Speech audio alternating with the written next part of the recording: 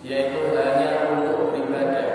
Maka kira-kira pertanyaan sederhana adalah, sebetulnya tujuan Allah Subhanahu wa taala menciptakan syariatnya itu apa? Nah, ini kira-kira tujuannya apa? Kalau di dalam ilmu ushul fikih atau ilmu yang mempelajari tentang fondasi dasar, ilmu yang mempelajari tentang fondasi dasar bagaimana hukum fikih itu ada, itu namanya ilmu ushul fikih. Nah, kalau kita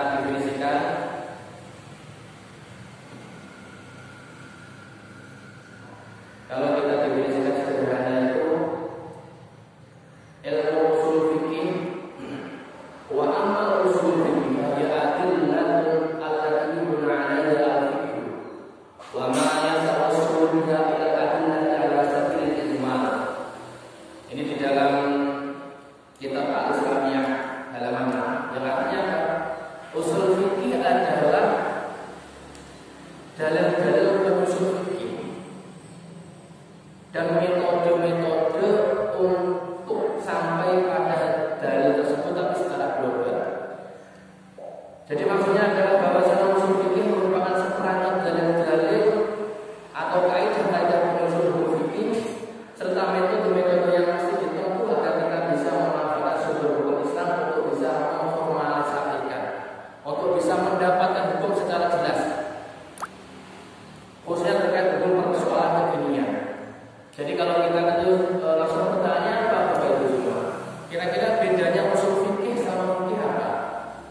Seperti hanya diterangkan tadi, ushul fikih itu adalah fondasi dasar atau kerangkanya sebuah metode sehingga kita semua bisa menciptakan atau bisa mengeluarkan sebuah hukum. Nah, ini ada persyaratan-persyaratan tertentu sehingga kita bisa mengerti hukum tersebut. Jadi apa bedanya antara hukum fikih dan ushul fikih? Kalau ushul fikih seperti yang saya sebutkan tadi, sedangkan fikih adalah berkaitan dengan kira-kira seperti ini. Apa hukumnya sholat? Apa hukumnya ngaji? Apa hukumnya belajar? Apa hukumnya mudah? Itu pertanyaan seperti itu adalah pertanyaan fikih. Sehingga dalam kaidah ushul fikih ini ada 5 hal. Ada 5 hal ini yang menjadi dasar bahwasanya hukum Islam, atau kalau kita sebut seperti yang kemarin kami sampaikan di grup WA grup, maka sidul fikih atau tujuan-tujuan dasar fikih. Nah, kita pertama kita ketahui bahwasanya, nah, kita sebutkan satu persatu. Maka sidul syariah atau tujuan-tujuan utama ditetapkan hukum Islam atau hukum syariah itu ada 5. Yang pertama, hifdzun nafsi. Hifdzun nafsi itu kalau bahasa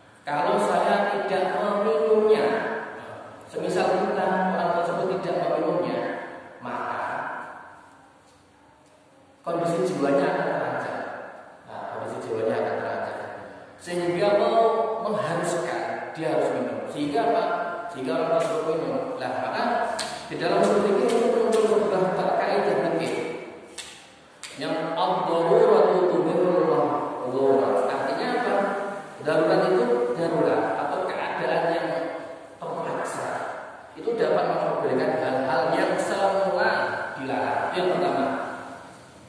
Hifdzun nafs. Yang kedua apa? Yang kedua adalah hifdzul aqli, menjaga akal. Menjaga akal pikiran hukumnya wajib Bapak Ibu semua. Jadi salah satu kenikmatan terbesar setelah kenikmatan kehidupan, karena kita itu manusia itu di seperangkat tubuh yang di dalamnya ada tubuh yang hidup ini, salah satu kenikmatan adalah akal, sehingga kita bisa membedakan antara yang hak dan yang batil, yang benar dan yang salah, yang baik dan yang buruk. Maka salah satu tujuannya syariat, tujuannya syariat adalah menjaga akal pikiran, sehingga salah satu yang dilarang itu apa? Segala sesuatu yang bisa merusak akal. Contohnya apa? Bisa memberikan contoh, semisal apa? Minum minuman keras, ataupun khamr, ataupun arak, itu yang bisa membuat akal kita tidak bekerja sebagaimana mestinya, sehingga hukum dasarnya akhirnya apa? Minum khamr, al-khamru wal maisiru yasmin amali syaitan. Artinya khamr tersebut tidak boleh kita konsumsi. Itu hukum yang pertama tadi. Yang ketiga apa? Yang ketiga adalah hifdzuddin, menjaga agama.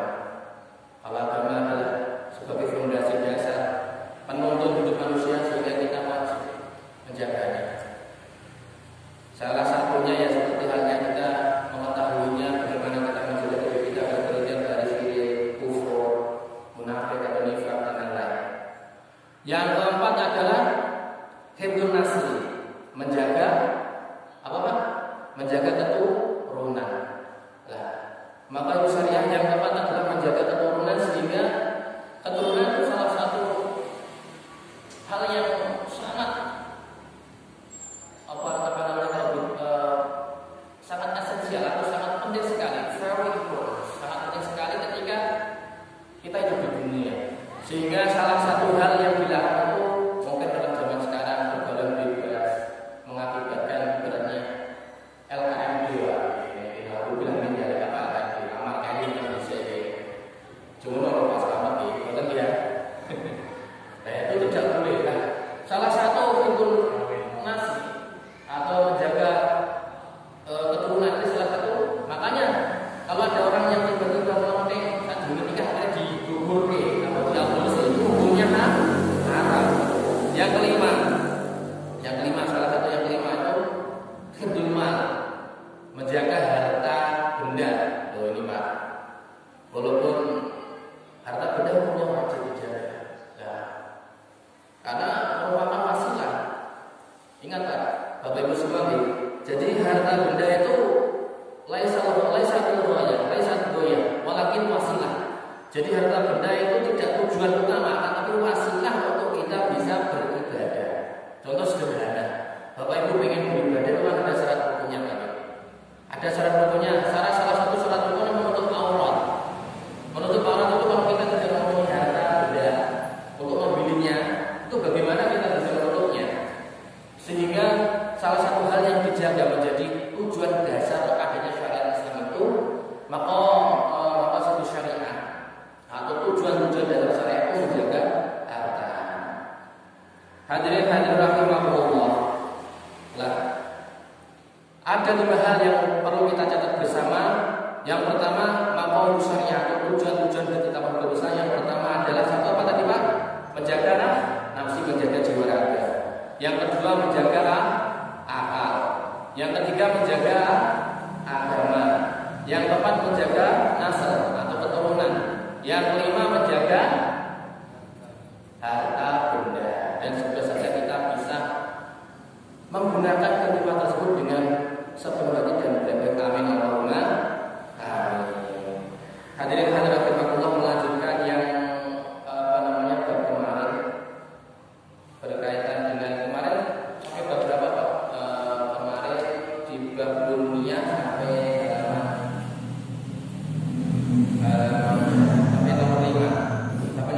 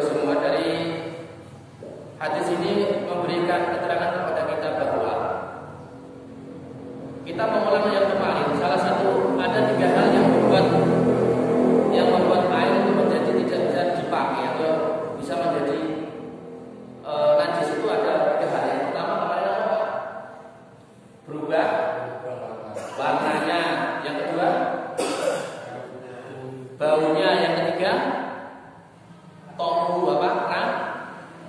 Rosone. Nah, tiga hal ini yang akan mengubah status air. Status air itu bagaimana kita bisa mengkonsumsinya atau bisa menggunakan wudu atau tidak.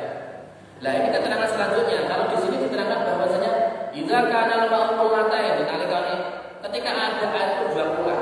Nah, 2 kulah ini kalau kita kulah itu hitungannya berapa? Kalau di sini ada keterangan bahwa syaratnya itu 64. Keterangannya apa? Konsumina fitran kira-kira takriban atau konsumina itu apa?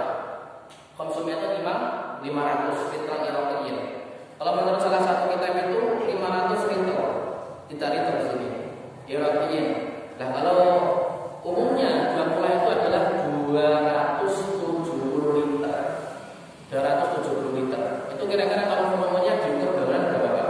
Dengan berapa? 2 meter persegi. Benar enggak? Bang itu. Terang ya, Bi. Jadi kalau ada misal gini, jadi ketika ada cecak berapa? 60 meter. Kalau sepengetahuan saya 60 cm paling tinggi. Nah, paling tinggi memang kalau sepengetahuan saya 60 cm persegi. Jadi isinya itu ada kira-kira 270 liter. Nah, contoh sederhana ketika Bapak Ibu melihat, misal ada kuah yang kecil, ada air yang saya ambil gitu Bapak. Ketika orang cecek ibu, plung mati. Nah, cecek ibu mati. Cecek ibu kan kalau mati kan jenisnya kan jadi bangkai Pak ya.